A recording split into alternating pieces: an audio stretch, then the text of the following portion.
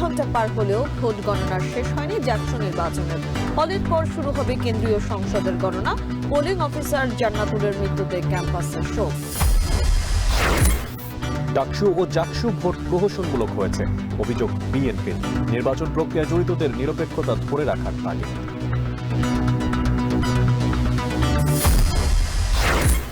ডিসেম্বরেই জাতীয় নির্বাচনের তফসিল। কানাডায় সিইসি ভিন্নমত থাকলেও নির্বাচন 15 ফেব্রুয়ারির মধ্যেই, মাগুরায় প্রেস সচিব। চট্টগ্রামে দাঁড়িয়ে থাকা কাভার্ড ভ্যানে প্রাইভেট কারের ধাক্কায় বাবা মেয়ে নিহত, আহত 4 জন। সিরাজগঞ্জে সড়কে নিহত আরও 1 জন।